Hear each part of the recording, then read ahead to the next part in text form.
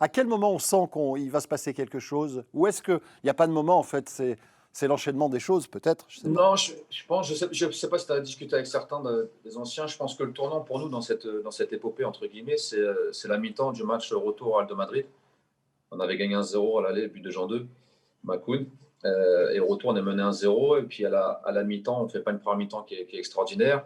Et c'est Lisandro Lopez qui prend la parole dans le vestiaire, grosso modo, qui parle en espagnol avec ses mots, qui se fait traduire par Chris, si je ne dis pas de bêtises, où il dit voilà, on a 45 minutes pour se qualifier, on peut le faire, mais il va falloir poser ses couilles sur le terrain et jouer avec le cœur maintenant. Et puis à la finalité, c'est Mireille Pjanic qui marque. Et puis derrière, on joue Bordeaux, on les gagne. Et on perd contre Bayern. Mais je pense que pour moi, le tournant, c'est vraiment la mi-temps de ce match-là.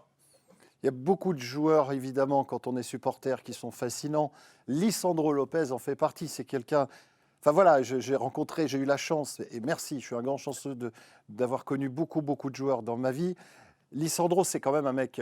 Enfin voilà, on a de la tendresse pour lui, tout en ne sachant pas exactement qui il est, et en même temps, il est assez transparent. Enfin, il est très curieux. Enfin, il a une drôle de personnalité, ce mec. Vraiment, j'adore. Oui, pas facile à cerner, mais Ouais. justement, je pense que c'est un joueur qui a été un petit peu sous-coté sur son passage à l'Olympique Lyonnais. On n'en parle pas trop dans les grands joueurs qui ont pu côtoyer la Liga. C'était un joueur extraordinaire. Pour tous ceux qui se rappellent, quand il arrive, on joue à Anderlecht, il met un triplé là-bas. C'est ça. Dès le, dé- Dès le début, il a montré du professionnalisme, de l'envie, de la grinta. Il a changé la face de cette équipe. Il est arrivé, bien sûr, c'était un grand joueur et tout, mais sa façon de faire le pressing, sa façon de pousser ses coéquipiers, pourtant, c'était pas quelqu'un qui parlait trop, mais quand il était sur le terrain, c'était un autre personnage. Et il tirait l'équipe vraiment vers le haut. Et je pense que cette épopée, c'est pas que lui, mais il y a une grande part de responsabilité dans tout ça.